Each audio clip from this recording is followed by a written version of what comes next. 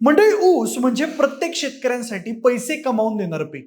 या पिकामुळे वर्षभरातून खात्यावर येणारी मोठी रक्कम दिसते आणि आपण राबत राहतो. तसं तर प्रत्येकाला एकरी 100 टन ऊस घ्यायचा असतो, पण बऱ्याचदा कार्यक्रम गणतो आणि प्रचंड कष्ट करूनही शेतकरी उदास होतो. पण काही शेतकरी मात्र हे टार्गेट ठरवून पूर्ण करतात. काही शेतकरी एकरी 150 टनही ऊस घेतात. या सगळ्या शेतकऱ्यांचं यश लक्षात येतं ते म्हणजे या शेतकऱ्यांनी केलेलं नेटकं नियोजन, त्यातल्या त्यात लागवडीवेळी घेतलेली विशेष काळजी. म्हणूनच आपण आजच्या व्हिडिओमध्ये शेतकरी ऊसाची लागवड करतेवेळी हमखास ज्या चुका करतात त्याविषयी आणि ऊसाची लागवड करताना नेमकं काय करायचं, लागवडीपूर्वी मशागत कशी करायची, लागवडीची योग्य पद्धत कोणती, बीज प्रक्रिया कशी करायची, सुरुवातीच्या टप्प्यातील आळवण्या फवारण्या कशा करायच्या आणि बाळभरणी वेळी काय काळजी घ्यायची, अशा सगळ्याच प्रश्नांवर आपण आजच्या या व्हिडिओमध्ये चर्चा करणार आहोत. नमस्कार, मी प्रथमेश आणि तुम्ही बघताय झायडेक्स प्रस्तुत गावभारी. सगळ्यात पहिलं तर गावभारीच्या या पहिल्या वहिल्या शेतीच्या व्हिडिओमध्ये तुमच्या सगळ्यांचं स्वागत आहे. मंडळी, आडसाली ऊसाची लागवड करण्याआधी महत्वाची प्रक्रिया असते ती म्हणजे मशागतीची. जमिनीची मशागत योग्य असेल तर पुढे ऊसालाही त्याची मदत होते आणि त्यासाठीच 18 महिने पीक व्यवस्थित राहावं यासाठी जमिनीची खोल आणि कसदार मशागत करणं गरजेचं आहे. सगळ्यात पहिलं तर जमिनीचा कठीण थर फोडण्यासाठी 1 फूट खोल तरी नांगरणी करावी.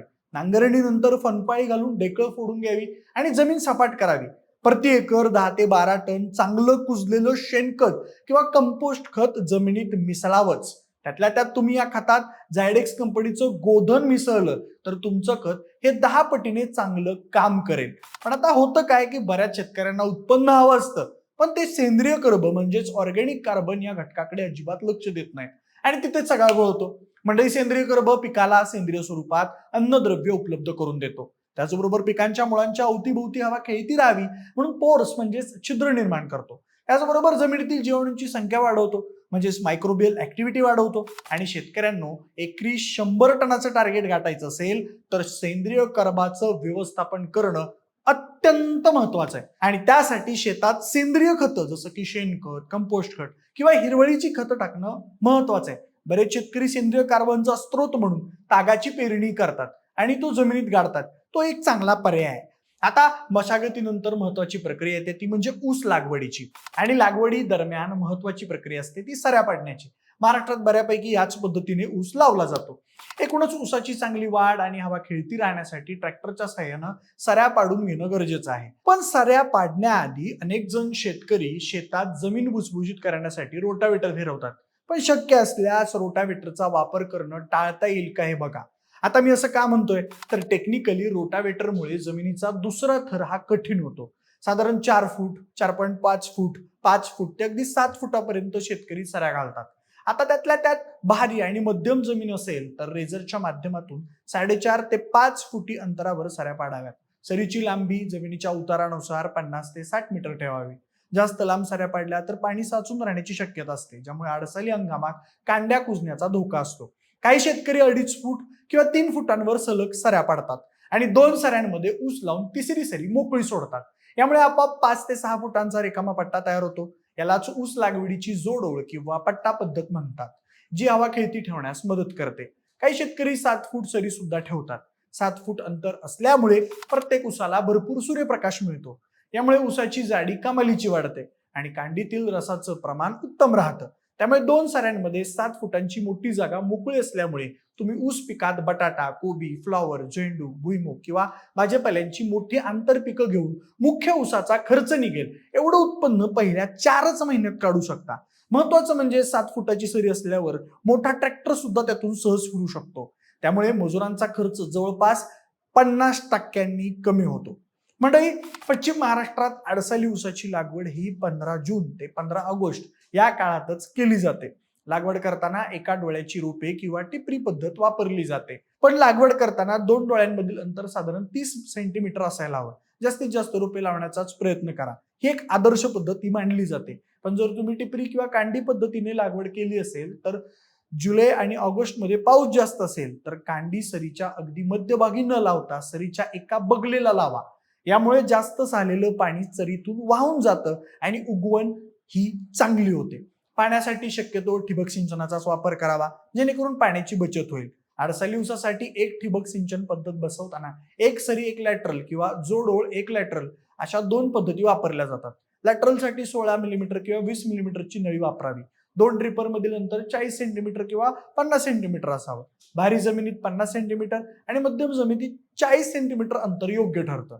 प्रत्येक ड्रिपर मधून तासाला 2.5 लिटर पासून ते 4 लिटर पाणी पडेल असा ड्रिपर निवडावा. साधारणपणे जनरली 4 लिटर प्रति तासाच्या क्षमतेचेच ड्रिपर जास्त प्रमाणात वापरले जातात. म्हणजे याच दरम्यान आता तज्ञांचे काही सल्ले सुद्धा फार महत्वाचे आहेत. तज्ञ सांगतात त्याप्रमाणे मुख्य नळीपासून सबलाईन पर्यंत पाण्याचा दाब नेहमी 1 ते 1.2 किलोग्राम असावा, जेणेकरून पहिल्या आणि शेवटच्या ड्रिपर मधून समान पाणी पडेल. विहीर किंवा कॅनलचं पाणी असल्यास स्क्रीन किंवा सँड फिल्टर नक्की वापरा. आठवड्यातून एकदा फिल्टर साफ करणं गरजेचं आहे, अन्यथा ड्रिपर हे चोकअप होत असतात. यानंतर महत्वाचा टप्पा असतो तो म्हणजे बेण्याची निवड आणि त्याची प्रक्रिया. म्हणजे आडसाली ऊसासाठी लागवडीपूर्वी बेणे प्रक्रिया करणं अत्यंत महत्वाचं आहे. यामुळे जमिनीतून होणाऱ्या बुरशीजन्य रोगांचा प्रादुर्भाव टाळता येतो आणि ऊसाची उगवण चांगली होते. बेणे प्रक्रिया बुरशीनाशक, कीटकनाशक आणि जैविक खत अशा 3 टप्प्यात केली जाते. यातली पहिली पायरी म्हणजे बुरशीनाशक प्रक्रिया. 10 ग्रॅम कार्बॅन्डिझम प्रति 10 लिटर पाण्यात मिसळून द्रावण तयार करायचं. या द्रावणात ऊसाच्या टिपऱ्या 10 मिनिटे बुडवून बाहेर काढायच्या. दुसरी पायरी म्हणजे कीटकनाशक प्रक्रिया. ऊसावर सुरुवातीला येणाऱ्या खवले कीड आणि पिट्या ढेकून यांच्यासारख्या किडींचा प्रादुर्भाव रोखण्यासाठी ही प्रक्रिया आवश्यक आहे. बुरशीनाशकाची प्रक्रिया झाल्यानंतर कीटकनाशकाचे द्रावण तयार करून त्यात बेणं बुडवून घ्यावं. तिसरी पायरी म्हणजे जैविक बेणे प्रक्रिया. 1 किलो ॲझोटोबॅक्टर आणि 125 ग्रॅम स्फुरद विरघळणारे जीवाणू प्रति 100 लिटर पाण्यात मिसळून द्रावण बनवा. प्रक्रिया केलेल्या टिपऱ्या या जैविक द्रावणात 30 मिनिटं बुडवून ठेवाव्यात. बीज प्रक्रिया करतेवेळी प्रथम रासायनिक आणि व त्यानंतर जैविक प्रक्रिया करावी. मंडळी, ऊसाच्या लागवडीसाठी 86 032 265 10001 या किंवा यापेक्षा अजून कोणत्याही वाहनाचा उपयोग तुम्ही करू शकता. आता हे तुमचं चॉईस आहे. आता ऊसाच्या लागवडीसाठी कोणती उत्तम जात आहे याचा सविस्तर व्हिडिओ आपण पुन्हा बनवणार आहोतच. बाकी तुम्हाला उत्तम रिझल्ट हवा असेल तर तुम्ही 100% रोपांचीच लागवड केली पाहिजे. नाहीतर 1 डोळा पद्धतीनं आडसाली आणि 2 डोळा पद्धतीनं पूर्व हंगामी लागण करून घ्यायची. पण लागणीच्या वेळी urea, DAP, SSP, magnesium sulphate, micronutrient अशा खतांचा बेसल डोस नक्की दिला पाहिजे. आणि सगळ्यात महत्वाचं म्हणजे या सगळ्या खतांसोबतच झायटॉनिकचं मिनी किट 8 किलो प्रति एकर प्रमाणे मिसळलं पाहिजे. मंडळी, झायडेक्स हे एक असं जीवाणू खत आहे जे जमीन भुसभुशीत ठेवतं, सोबतच मुळांची वाढ करून अन्नद्रव्यांची उपलब्धता देखील वाढवतं. आता काही जण मंडळी रोपं लावून आळवणी करतात, पण रोपं लावत असाल तर एक गोष्ट नक्की करा. रोपं लावण्याच्या अगोदर जमीन व्यवस्थित भिजवून घ्या आणि मग नंतरच जमिनीत ती रोपं लावून व्यवस्थित दाबून घ्या. रोपांना टप्प्याटप्प्यानं खतांच्या काही ग्रेड्स जसं की 19-19 असेल, 12-61, 14-48, 18-18 अशा बऱ्याच ग्रेड्स आहेत. त्यामध्ये ह्युमिक ऍसिड असेल, कीटकनाशक असेल, बुरशीनाशक असेल, त्याचबरोबर काही बायोस्टिम्युलंट सुद्धा असतील किंवा अम्युनो ऍसिड बेस्ड टॉनिक्स असतील, जीवाणू असतील, या सगळ्यांच्या आळवण्या घेतल्या पाहिजेत. आणि त्यातल्या त्यात चांगला रिझल्ट हवा असेल तर झायडेक्सचं नर्सरी किट हमखास वापरा. सुरुवातीच्या काळात स्फुरदयुक्त खतांचं प्रमाण जरा जास्तच ठेवा. त्यामुळे काय होतं तर मुळांची वाढ जोरदार होते. त्याचबरोबर द्राक्ष शेतकरी त्यांच्या द्राक्षांसाठी जी संजीवक म्हणजेच प्लांट ग्रोथ रेग्युलेटर्स वापरतात ती संजीवक फवारणीसाठी वापरावी. 4-5 फवारण्या टप्प्याटप्प्यानं 10 ते 15 दिवसांच्या फरकानं कराव्यात. यासोबतच फवारणीमध्ये पिकावरील ताण काढण्यासाठी झायटॉनिक सुरक्षा 1 किलो प्रति एकर आणि झायटॉनिक नीम 500 मिली प्रति एकर, झायटॉनिक बायोबुस्टर 500 मिली प्रति एकर नुसार फवारणी करायला अजिबात विसरू नका. ही फवारणी पिकावरील उन्हाचा किंवा वातावरणाचा कोणताही ताण कमी करण्यासाठी अत्यंत उपयुक्त आहे. त्यानंतर मंडळी, ऊस लागवडीनंतर सुरुवातीच्या काळात म्हणजेच 2 ते 3 महिन्यात आळवण्या महत्वाच्या आहेत. ऊसाचे फुटवे आणि वाढीसाठी या सुरुवातीच्या काळातल्या आळवण्या महत्वाच्या आहेत. पहिल्या आळवणी लागवडीनंतर 7 ते 8 दिवसात द्यावी. या आळवणीमुळे रोपांची जमिनीवर मजबूत पकड होऊ शकते. ह्युमिक ऍसिड 2 किलो, 12-61 2 किलो आणि 1 लिटर क्लोरोफायरिफॉसचा त्यामध्ये समावेश असावा. दुसरी आळवणी झायडेक्सच्या झायटॉनिक एम ची करावी. त्यानंतर 20 ते 25 दिवसांनी अजून एक आळवणी करावी. त्यामध्ये urea 3 kilo, 12-61 3 kilo, chelated micronutrients 500 gram आणि ह्युमिक ऍसिड 500 ग्रॅम यांचा समावेश असावा. तिसरी आळवणी लागवडीनंतर 40 ते 45 दिवसांनी करावी. ही आळवणी ड्रीप मधून केली तरी चालेल. युरिया 3-4 किलो, 05234 खत 2 ते 3 किलो, मॅग्नेशियम सल्फेट 1 किलो आणि 500 ग्रॅम ह्युमिक ऍसिडचा यामध्ये समावेश असावा. आता म्हणजे या सगळ्यात महत्वाचा मुद्दा आहे तो म्हणजे बाळ भरणीचा. ऊस लागवडीनंतर साधारण 60 ते 70 दिवसांनंतर बाळभरणी केली जाते. बाळभरणीमुळे गरजेपेक्षा जास्त येणारे आणि कमकुवत असणारे फुटवे हे दाबले जातात. त्यामुळे मुख्य आणि जोमदार फुटव्यांचीच वाढ होते. खतांचा डोस माती आड झाल्यामुळे खते वाया जात नाहीत आणि मुळांना अन्नद्रव्य लगेच मिळतात. ऊसाच्या बुंध्याला मातीचा आधार मिळाल्यामुळे पुढे जाऊन ऊस वाऱ्याने पडत नाही. 2 ओळींमध्ये पाण्यासाठी योग्य सरी तयार होते, ज्यामुळे पाणी देणं सोपं जातं. बाळभरणी करताना ऊसाच्या दोन्ही बाजूंना रासायनिक खतं टाकून घ्यावीत. हलक्या नांगराच्या किंवा कोळप्याच्या सहाय्याने सरीच्या मधली माती उकरून ऊसाच्या बुंद्याला दोन्ही बाजूंनी लावावी.